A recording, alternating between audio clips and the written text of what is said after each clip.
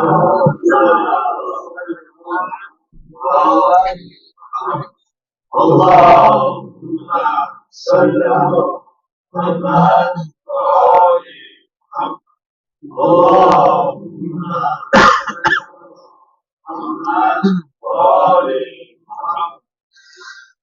بسم الله الرحمن الرحيم. الحمد لله رب العالمين. أحمده وأستعينه وأستغفره وأتوكل عليه وأصلي وأسلم على حبيبه الرسول الأعظم سيدنا محمد المصطفى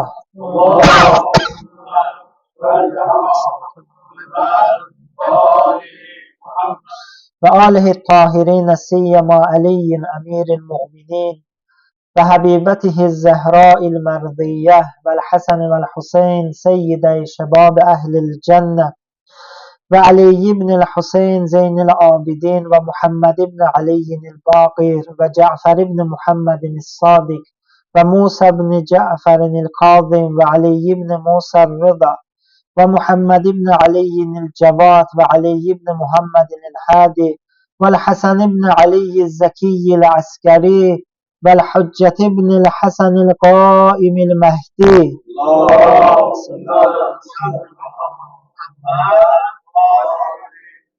Salavatullah aleyhim ecma'in. Usikum ve nefsi bitəqvallah. Əxlaq-ı Nasiri kitabının müəllifi Xacə Nəsrəddin Tusi təqva barədə buyurur: təqva nəfsini Allahın qadağan etdiyi hər şeydən çəkindirməkdir. Cəhənnəm qorxusundan deyil, Allah sevgisindən ötəri. Allah inşallah bizləri də təqva üçün çalışanlardan, bu dünyada ən yaxşı azuqə olan təqva yığanlardan qərar versin inşallah. Üzümüzə gələn həftədə çox önəmli münasibətlər var. Onların birincisi qeyd etmək istədiyim Ərəfə günüdür. Zilhəccə ayının 9-u Ərəfə günüdür. İslam aləmində çox önəmli günlərdəndir. Mən bu günün əhəmiyyəti barədə sadəcə bir məsələni qeyd edeyim. Hədislərdə var, bir adamı əgər Ramazan ayında bağışlanmaqdan ümidini üzsə, Ramazan ayı ki, bilirsiniz nə qədər rəhmətlə, Allahın bəndələrinə nə qədər mehribanlıqla, lütflə yanaşdığı bir aydır. Hədislərdə var, əgər bir nəfər ümidini üzsə bu ayda Allahdan bağışlanmaqdan, ümidini bağlasın Ərəfə gününə. Ərəfə günü bilsin ki, həmin o xəsarəti bərpa eləyə bilər Ərəfə günü. Münacat günüdür, Allahla razı-niyaz günüdür və ən önəmli əməllərindən biri Ərəfə duasını, İmam Hüseyin əleyhissalamdan nəql olan Ərəfə duasını oxumaqdır. Baxın, Həzrət İmam Hüseyin əleyhissalam Allahı necə tanıdır bu duada. Bir çox digər əməllər də var ki, inşallah qardaşlar, xüsusilə bu əməllərlə bağlı Məfatihul Cinan kitabına müraciət eləsinlər. Bu elə bir kitabdır ki, hamının gərək əlinin altında olsun və Şeyx Abbas Qumi rəhmətullah aleyhin bu kitabda o əməllər barədə, o münasibətlərə uyğun əməlləri qeyd elədiyi və dualar və ziyarətnamələr toplusu olan bir kitabdır. Qüsl var bu günün əməllərində, oruç tutmaq var. Əlbəttə, bu günü dua oxumaq o qədər önəmlidir ki, bu həmin duanı mən ona görə birinci qeyd elədim. Əgər oruç tutduğumuz zaman dua oxumağa halımız olmayacaqsa, qeyd eləyiblər həmən günü oruç tutmaq bəyənilmir. Əgər mənim halım olmayacaqsa, oruç tutsam bu duanı oxumağa, deyiblər, oruç tutma duanı. Məlumdur ki, o dua və onun mənasına diqqət eləmək, həmən günü dua oxumaq oruç tutmaqdan da əhəmiyyətlidir. İnşallah bu günün qədrini bilək, bacardığımız qədər. Bu günlər həqiqətən fürsətdir, Allahın bizlərə verdiyi fürsətdir. Bu barədə olan hədisləri mən vaxtın azlığı üçün qeyd eləmirəm. O qədər Allahın mükafatı bəyan olunubdur bu gündə yerinə yetirilən əməllər üçün. Bu ondan ötəridir ki, bu günün qədrini bilək, bu günə əhəmiyyət verək. Növbəti önəmli hadisə İslam aləminin ən böyük bayramlarından biri olan Qurban bayramının gəlişidir, Zilhəccə ayının 10-u. Və bu barədə də inşallah həm namaz bərpa olunacaqdır və o barədə ətraflı danışılacaq. Mən sadəcə bir kəlmə ilə Qurban bayramını tanıtdırmaq istəyirəm, Qurban bayramının fəlsəfəsini. Qurban bayramı bizə bunu öyrətməlidir ki, biz yalnız Allaha təslim olmalıyıq. Yalnız Allaha təslim olmağı öyrədir Qurban bayramı. Allahdan başqa heç kimə boyun əyməməyi, yalnız Allaha təslim olmağı, necə ki, Həzrəti İbrahim əleyhissalam əməli olaraq, praktik olaraq bunu bizə başa saldı. İnşallah dediyim kimi bu Qurban bayramı çox önəmli hadisədir. Bərpa olunmuş namazda daha ətraflı bu barədə danışacaq və elan ediləcəkdir inşallah xidmətinizə. Amma bu xutbənin ikinci hissəsini başqa bir önəmli hadisəyə həsr eləmişəm. Bir neçə dəqiqə bu barədə danışmaq istəyirəm. O da bu günlərdə İmam Hüseyin əleyhissalamın həcc mərasimində həcc mərasimini saxlayıb Küfiyə tərəf hərəkət etdiyi gündür. Və bu gündə və bu hadisədə çox ibrətli dərslər var ki, onlara işarə eləmək istəyirəm. İlk İmam Hüseyin əleyhissalamın bu qiyamından və elə bu hərəkət ki, bu barədə danışacaq. İlk almalı olduğumuz dərs budur ki, gələk fikirləşək, İmam Hüseyin əleyhissalam həcc ziyarətini yarımçıq qoymağa razı oldu. Əhli əyalınla ilk öncə Mədinədən Məkkəyə, sonra Məkkədən Küfiyə, sonra Kərbəlayə tərəf istiqamətini dəyişdi.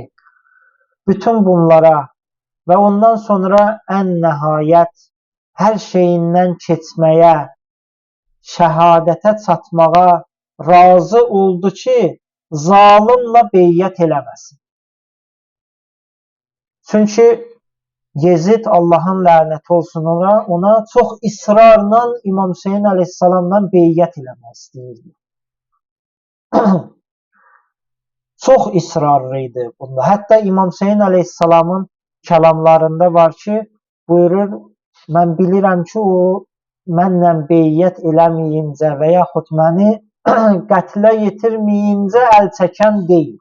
Yəni, bu qədər israrlı idi. Amma İmam Hüseyin əleyhissalam bütün bəşəriyyətə dərs verdi ki, və sözü buydu ki, mənim kimi bir şəxs və mənim yolumu getmək istəyənlər, o haqq yolu getmək istəyənlər mən və mənim kimisi, maraqlıdır, Həzrət demir mən, misli, yəni mən və mənim kimilər neynəməz? Sənin kimisindən heç vaxt beyyət eləməz. Bu, Kərbəla vaqiəsində, ümumiyyətcə Kərbəla məktəbində ala biləcəyimiz o ən önəmli əsas dərslərdəndir. İlk olaraq budur. Hər bir şey bundan başlayır. Sonraki digər məsələlərin çoxu təfərrüatdır və bu məsələyə qayıdan məsələlərdir. Amma ilk məqsəd nədir? Nəyə öyrədir İmam Hüseyin əleyhissalam? Mən bütün bu çətinliklərə, hər şeyə razıyam, amma zalıma beyyət eləməyəcəm. Zalimin sözünü təsdiqləməyəcəm. Zalıma qarşı bir məhəbbətim olmayacaq. Və bacardığım həddə zalimlə mübarizə aparacam. Bu, İmam Hüseyin əleyhissalamın verdiyi bizə ilk dərsdir. Baxın, bu məsələni bayaq qeyd elədiyim kimi, ilk öncə İmam Hüseyin əleyhissalam Mədinədən Məkkəyə hicrət edir. Yezid öz valilərini İmam Hüseyin əleyhissalamdan beyyətə, hətta terror eləməyə göndərən zaman İmam Hüseyin əleyhissalam Rəcəb ayının sonlarında Mədinədən xaric olur. Şaban ayının əvvəlləri Məkkədə qərarlaşır. Şaban ayının əvvəlindən Zilhəccə ayının 8-nə kimi Məkkə şəhərində qalır və Zilhəccə ayının 8-i artıq Məkkədən də Kufiyə tərəf hərəkət etmək məcburiyyətində olur. İndi bu hərəkətin fəlsəfəsini, dəlillərini qısa olaraq qeyd edirəm. Dediyim kimi, Yezid, Allahın lənəti olsun ona, israrlı idi imamın qətlində. Hətta Məkkədə imamı qətlə yetirmək istəyirdi. İmam çıxmağının bir səbəbi buydu ki, Kəbənin ehtiramı qorunsun. Kəbə evi ki, əminamanlıq mərkəzidir. Quran-ı Kərim əminamanlıq məkanı, oranı Quran-ı Kərimdə adlandırıb Allah Teala. Belə bir yerin hörmətini qorumaq üçün İmam Hüseyin əleyhissalam qiyam elədi. Amma çox təəssüflər olsun, bir dəqiqə həmin o məkan ki, müsəlmanlar üçün əminamanlıq məkanı olmalıdır, əminamanlıq yaratmayan və təhlükəli insanların əlindədir. Necə ki, bunun şahidi 1987-ci ildə təqribən 40 il qabaq hacıların o Ali Suud məmurları tərəfindən məzlumanə şəhid olduqları gündür. Bu günlərdədirlər. Bu sözümüzə elə üstünə düşər.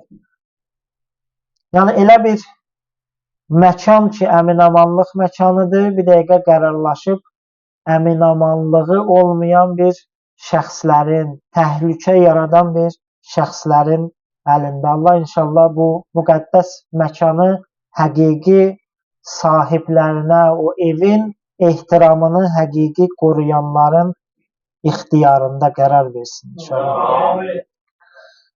Bu qeyd elədiyim məsələ də 1987-ci ildə olubdur və dediyim kimi Ali Suud məmurları tərəfindən bir çox həcc zəvvarlarının şəhadətinə səbəb olub. Elə bu günlərdədir il dönümü.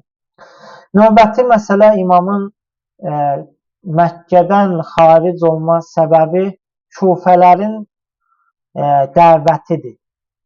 Bu barədə eşitmişsiniz. Mən çox danışmaq istəmirəm. Bir dənə nöqtəyə işarə eləyəcəm.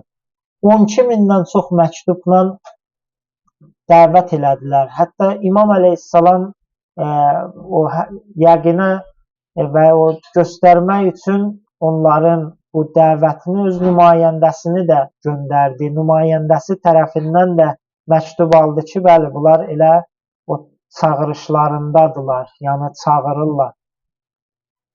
Amma təəssüflər olsun, çağırdılar, dəvət elədilər, amma o dəvətlərində, o vədələrində qalmadılar. Bu ibrətli dərsi istəyirəm özümüzə xatırladaq. Baxın, biz də amanda deyilik bu məsələdən. Biz də zamanəmizin imamını çağırırıq.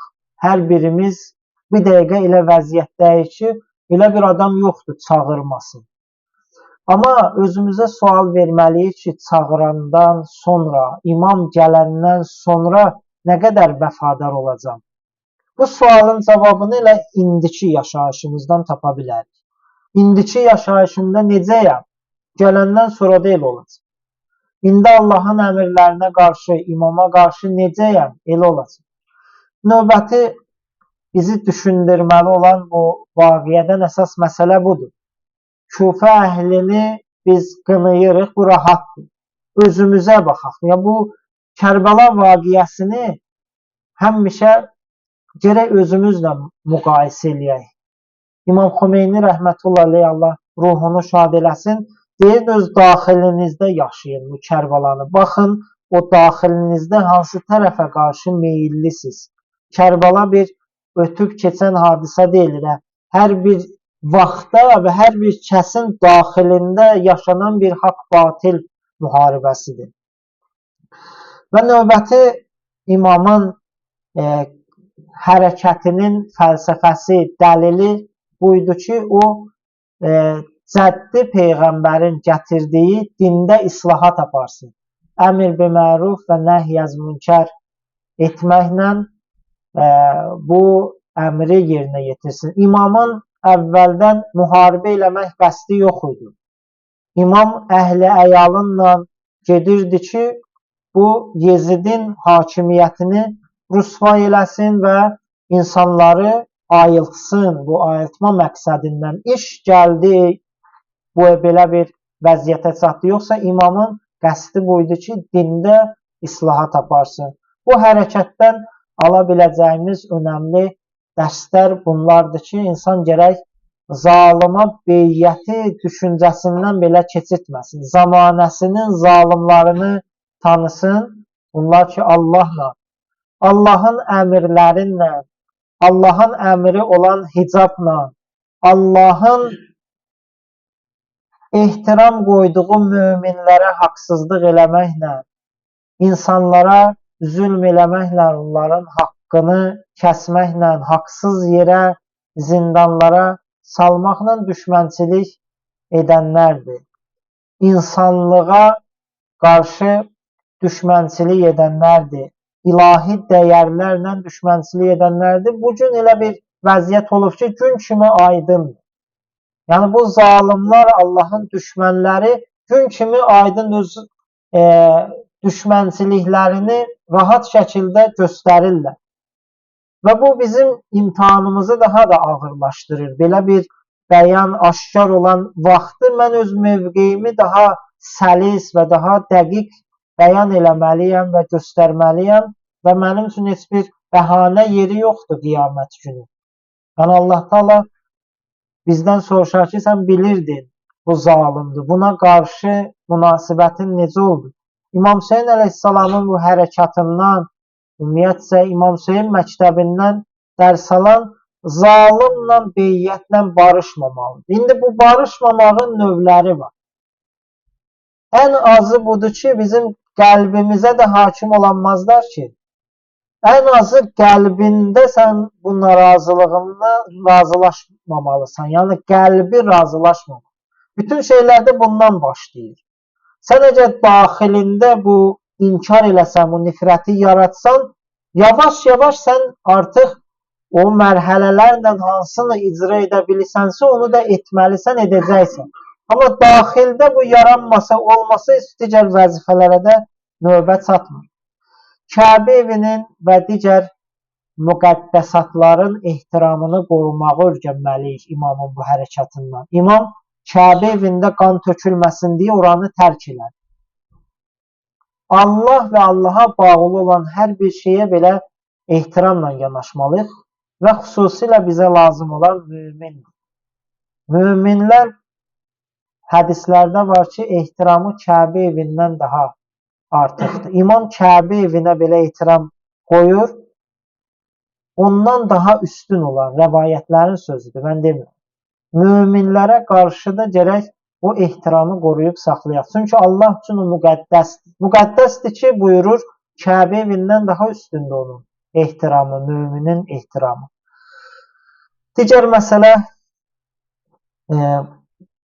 imamın qeyd elədiyi dini islah eləmək üçün hərəkət etməsidir və üçüncü məsələ dövrün imamına qarşı vəfadarlıq dərsidir ki, bunu da küfəlilərin vəfasızlığından dərs almalıyıq. Allah inşallah hər birimizi dövrümüzün imamına qarşı, onların hazırki dövrdə nümayəndələrinə qarşı vəfalı olanlardan qərar versin. Allah Taala İslam düşmənlərini, Allah düşmənlərini məqsədlərinə çatdırmasın. Onların şərlərini, hilələrini özlərinə qaytarsın. Məxsusən tamam olaraq şər olan Amerika və İsraili tezliklə məhv nabud eləsin. Allah Teala İslam bayrağını bütün bayraqlardan uca eləsin. Müsəlmanları izzətli və başuca qərar versin. Onları düşmən üzərində qalib etsin. Bismillahirrahmanirrahim. Qul huvallahu əhəd. Allahus samad ləm yəlid və ləm yulad və ləm yekul lehu kufuven əhəd. Sadaqallahul aliyyul azim. Vəssalamu aleykum və rəhmətullahi və bərəkatuhu.